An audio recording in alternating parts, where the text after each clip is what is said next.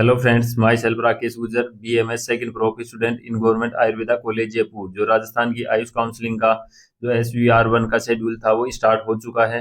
तो अब राजस्थान की सीट मैट्रिक्स है उसके बारे में मैंने कंप्लीट डिटेल्स है वो आपको बता दिया था। तो उससे पहले मैंने जो कंप्लीट डिटेल्स बताई थी उसमें आपको बता दिया था कि जो न्यू कॉलेज में जितनी भी सीटें ऐड हुई थी ना उसके बारे में मैंने डिटेल्स बता दिया था। तो उसमें टोटल ऐड होकर के 264 सीटें थी, वो टोटल स्टेट के लिए है, वो रिजर्व थी।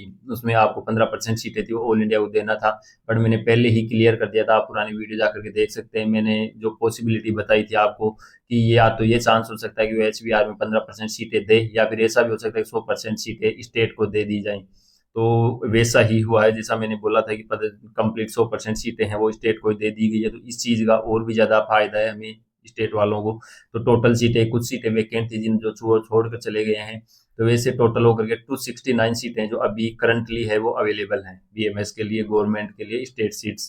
तो 269 है जो काफ़ी सीट्स होती हैं, तो कट ऑफ तो अच्छी खासी डिक्रीज होने वाली है। इसका एग्जैक्ट आइडिया मैं नहीं बता सकता। बहुत सारे स्टूडेंट्स हैं वो मेरे को बोल रहे हैं कि इससे रिवाइज कट ऑफ है वो आप लेकर आओ, बट मैं कोशिश करता हूँ, कोशिश होगी तो। वरना क्योंकि मेन बात यही है कि इतना आइडिया लगा पाना मुश्किल है, क्योंकि ऑल इंडिया में स्टूडेंट्स कितने स्टूडेंट्स गए हैं, इतने कितने यहाँ कितने स्टूडेंट्स हैं, यहाँ रजिस्ट्रेशन कितने स्टूडेंट्स ने लिया है, तो बहुत चीज़ों पर है वो कट ऑफ डिपेंड करेगी। इसलिए मैं प्रोवाइड करवा नहीं रहा हूँ। वो देखता हूँ, मैं कोशिश करूंगा कि आसपास जितनी कोशिश होगी मैं सटीक कोशिश करूंगा कि सटीक आपको कट ऑफ प्रोवाइड करवा पाऊँ। तो इसमें आपको मैं थोड़ा-सा डिटेल से वो समझा देता हूँ। तो एक चीज़ मैंने पहले भी क्लियर किया है कि आप ऐसे मत सोचना कि किसी कॉलेज में हमारी कैटेगरी सीट नहीं है, उसमें सीट ही नहीं है। क्योंकि वो सीटें ना अपग्रेड लगाएँगे, तो अपग्रेड में ये चीज़ होता है कि अगर उस कॉलेज में सीट भी नहीं थी ना, तो जैसे ही आप अपग्रेड पे क्लिक करोगे, वहाँ पे अगर किसी कैंडिडेट को वहाँ से कॉलेज दूसरी अपग्रेड हो गई, तो उसकी सीट तो वैकेंट हो जाती है ना। तो वो सीट है फिर वापस उसी राउंड में है ना किसी अन्य कैंडिडेट को दे दी जाएगी जो इसके लिए एलिजिबल है।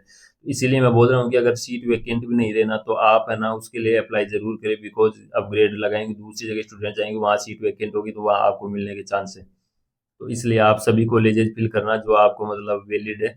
फिर भी आपको कोई प्रॉब्लम आती है, मतलब बहुत ज़्यादा आपको सस्पेंस है कि आपको चीज़ें समझ नहीं आ रही क्योंकि कॉम्प्लिकेटेड रहती हैं चीज़ें अगर आप पहली बार आते हैं, तो मैंने बता रहा है पेड गाइडेंस है वो आप ले सकते हैं। वो मैंने मैंडेटरी नहीं कर रखा है, बट वो जो जिनको ज़रूरत है वो ही लें, वरना मैं फ्री ऑफ कॉस्ट आपको यूट्यूब पर सब कुछ प्रोवाइड करवा ही रहा हूँ। आप इसमें देख सकते स्टेट सीटें हैं वो देख, जोधपुर की है वो 20 है, 3 उदयपुर की है, 12।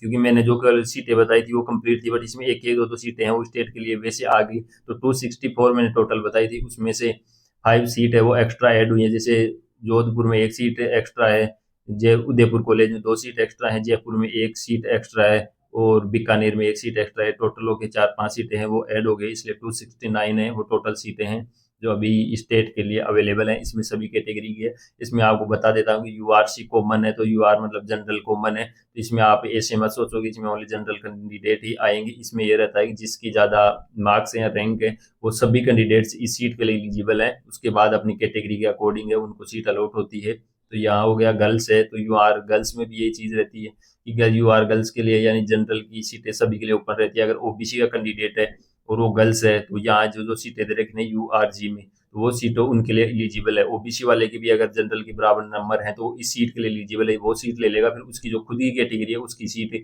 उससे नीचे वाले मार्क्स वाले को दे दी जाएगी। तो ऐसा सीन रहता है। यहाँ सभी कैटेगरी की लिख रखी है। MBC गर्ल्स है तो यहाँ दे रखी है MBC को। और इसमें कॉमन का आप देखेंगे ना कि MBC कॉमन है जैसे, तो इसमें जो सीटें हैं इसमें दोनों के लिए एलिजिबल है। MBC कॉमन का मतलब हुआ है कि जिसमें MBC में गर्ल्स हो बॉय जो जिसके भी ज्यादा मार्क्स होंगे ना उसको ये सीट अलॉटमेंट दिया जाएगा।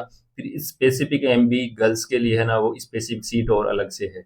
ऐसे ही सभी कैटेगरी में है। OBC कॉमन में भी यही चीज है, OBC गर्ल्स में भी यही चीज है। तो इसी के लिए मैंने किया, थोड़ा सा समझाने की वजह से। मेरे को पता था कि सीट मैट्रिक्स में मैंने प्रोवाइड करवा दी थी, डिटेल्स भी बता दी थी, पर ये चीज़ें मेरे को कि कुछ कुछ स्टूडेंट्स को इन चीज़ों में है वो प्रॉब्लम्स आती है, समझ नहीं आ पाती है ये चीज़ें, इसीलिए मैंने ये वीडियो प्रोवाइड करवा दिया है। तो और भी आपको कोई डाउट कमेंट सेक्शन में पूछ सकते हैं। डिस्क्रिप्शन में टेलीग्राम और व्हाट्सएप चैनल की लिंक है, वहाँ आपको डिटेल्स तुरंत ही मिल जाती है, वो आप ज्वाइन कर सकते हैं। चैनल को सब्सक्राइब जरूर कर लीजिएगा, बिकॉज सब कुछ यहाँ ऑथेंटिक डाटा आपको मिलता रहता है। और किसी को ज़्यादा ही प्रॉब्लम है पेड गाइडेंस आप ले सकते हैं, वरना कोई बात नहीं, मैं फ्री ऑफ कॉस्ट आपको प्रोवाइड करवा ही रहा हूँ। मिलते हैं कि इसी नेक्स्ट इन्फॉर्मेटिव वीडियो के साथ, तब तक के लिए जय हिंद।